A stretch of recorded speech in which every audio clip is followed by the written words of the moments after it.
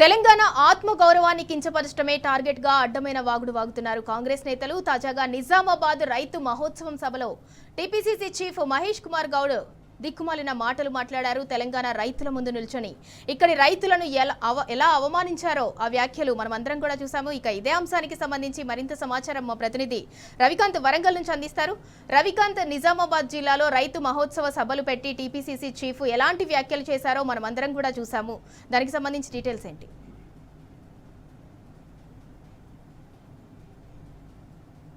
సింధురా, తెలంగాణ ప్రజల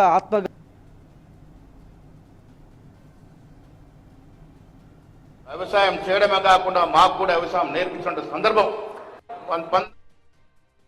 ప్రాజెక్ట్ వచ్చినప్పుడు ఇక్కడికి ప్రకాశం జిల్లా, కృష్ణా జిల్లా, గుంటూరు జిల్లా నుంచి వచ్చి వ్యవసాయాలు స్థిరపడి వ్యవసాయం చేయడమే కాకుండా మాకు కూడా వ్యవసాయం నేర్పించిన సందర్భం 1923లో నిజాం సాగర్ ప్రాజెక్ట్ వచ్చినప్పుడు ఇక్కడికి ప్రకాశం జిల్లా, కృష్ణా జిల్లా, గుంటూరు జిల్లా నుంచి వచ్చి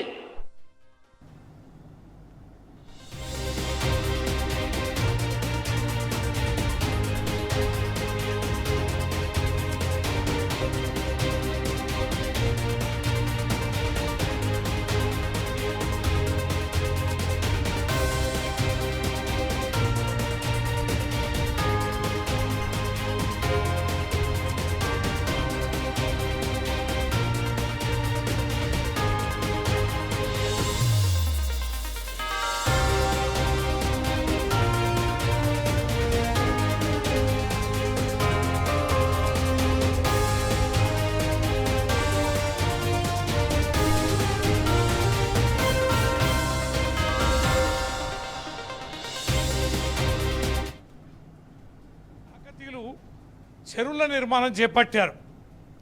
ఎన్ని చెరువులు, ఎంత ప్రతిష్టాత్మకమైన చెరువులు దేనికోసం నిర్వహిస్తారండి? వ్యవసాయ కోసం కదా.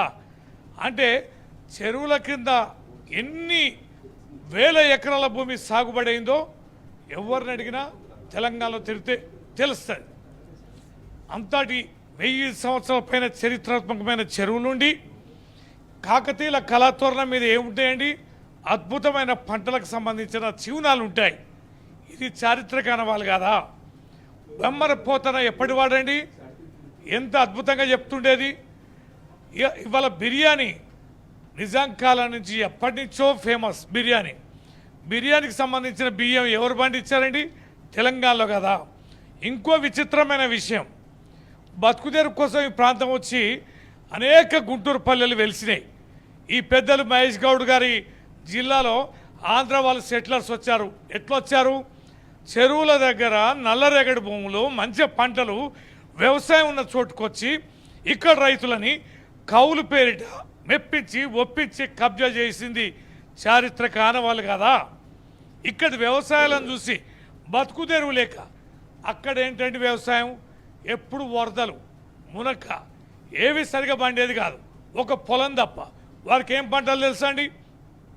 సరార్దన్ ఘటన వచ్చిన తర్వాత ధవళేశ్వరం బ్యారేజీ నిర్మించాక, ప్రకాశం బ్యారేజీ నిర్మించాక వారు అంతో ఇంతో పంటలు చేసుకోవడానికి అవకాశం అనేది వచ్చింది.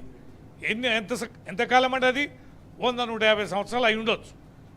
ఆ కాలానికే అంటే ఇవాళ అనేక చిరుధాన్యాలు, మొక్కజొన్నలు కానీ, పెసలు కానీ, కందులు కానీ, మిర్చి కానీ, వీరి నిజామాబాద్ జిల్లా అయిన పసుపు కానీ అనేకమైనటువంటి అద్భుతమైనటువంటి పంటలు తెలంగాణలో ఒక మనిషికి ఏవైతే అవసరమో అన్ని రకాల పంటలు పండించుకొని సౌలభ్యంగా బతికిన ప్రాంతం తెలంగాణ ప్రాంతం. ఇలాంటి ప్రాంత ప్రజలు అనేక వందల సంవత్సరాలు, వేల సంవత్సరాలుగా వ్యవసాయంలో అద్భుతంగా ఆరితేరిన ఈ యొక్క తెలంగాణ రైతుల భూములలో కబ్జాకోరులుగా వచ్చి మరి పంటలను కొంతమేరకు పండించుకున్న వారిని ఆదర్శంగా తీసుకొని నేటికి మాట్లాడడం అనేది సిగ్గుమాలిన విషయం. ఇది ఖచ్చితంగా తెలంగాణ ప్రజల ఆత్మగౌరవానికి సంబంధించిన విషయం. మాట్లాడిన మాటలని తక్షణమే వెనక్కి తీసుకొని ఉపసంహరించుకోవాలని భారత రాష్ట్ర సమితి తరఫున, తెలంగాణ ప్రజల తరఫున ఒక శాసనమండలి సభ్యుడిగా నేను హెచ్చరిస్తున్నా, విజ్ఞప్తి చేస్తున్నా. ఒకరేమో అసలు తెలంగాణ ప్రాంతం వల్ల అన్నమే తినలే అంటారు, ఇవాళేమో తెలంగాణ ప్రాంతానికి వ్యవసాయం ఆంధ్ర వాళ్ళు నేర్పారంటారు. ప్రతిసారి ఇట్లా కించపరిచే విధంగా, తెలంగాణ అస్తిత్వాన్ని దెబ్బతీసే విధంగా, ఏదైతే 14 ఏళ్ళ బీఆర్ఎస్ పోరాటం తర్వాత తెలంగాణ రాష్ట్రం వచ్చింది, 60 ఏళ్ళ కళ, ఈ కళ సాకారమైంది. అప్పుడు ఆంధ్ర వాళ్ళు కించపరిచేవాళ్ళు, విమర్శించేవాళ్ళు. ఇవాళ తెలంగాణ రాష్ట్రానికి సంబంధించిన వాళ్ళే తెలంగాణకు సంబంధించిన సొంత ప్రజలను ఇట్లా విమర్శించడం, ఇట్లా అగౌరవానికి గురి చేయడం, ఇదంతా ఇట్లా చూడాలంట. అందుకే కదా తెలంగాణ ప్రజల్లో కసి అనేది. ఒక విద్యనివ్వకుండా దూరం చేసి ఎక్కువ మంది విద్యావంతులు లేకుండా కుట్రలు పన్నారు. ఆ కుట్రలో భాగంగా తెలంగాణ ప్రజలు నష్టపోయారే తప్ప వ్యవసాయ రంగంలో ఎప్పుడు కూడా వెనుకబడిన ప్రాంతం కాదు. వాగులు, వంకలు ఇవన్నీ కూడా అనేకం ఉన్నా కూడా, నీటి వనరులు ఉన్నా కూడా, ఇది డెక్కన్ పీఠభూమి కాబట్టి ఏటవాలుగా కిందికి జారిపోవడం నీళ్ళు అనేటివి. ప్రాజెక్టుల నిర్మాణాలు కూడా ఎస్ఆర్ఎస్పి కట్టారు, కానీ చిన్న కాలువ తవ్వారు, రిజర్వాయర్ల నిర్మాణం చేయలే, ఎక్కువ సాగుబడికి వచ్చేలా వ్యవసాయం చేయలే. మనకి నాగార్జున సాగర్ నిర్మాణం చేశారు, కేవలం తెలంగాణలో ఒక చిన్న పార్ట్ మాత్రమే, అది నాగార్జున మన మిర్యాలగూడ, కోదాడు, ఖమ్మం కొద్ది ప్రాంతం తప్ప యావత్ తెలంగాణకి ప్రధానమైన నదుల ప్రవాహం ఉన్నా కూడా ప్రాజెక్టుల నిర్మాణం అనేది చేపట్టలేదు. కానీ అనాదిగా ఉన్న చెరువుల కింద వ్యవసాయం చేస్తూ సస్యశ్యామలంగా గతంలో వెలిగిన తెలంగాణ, వ్యవసాయ రంగంలో అగ్రభాగంగా ఉన్న తెలంగాణ ఆ పచ్చని పంటలని చూసి ఓర్వలేక వచ్చి ఆక్రమించుకునే తప్ప మరోటి కాదు. వ్యవసాయ రంగంలో ముందు భాగానే తెలంగాణ ప్రజలున్నారు. ఈ కళ్ళబొల్లి మాటలు కట్టబెట్టాలి. ఈ దోపిడీ తత్వానికి వ్యతిరేకంగానే అనేక మంది అమరులయ్యారు, పోరాటం చేశారు.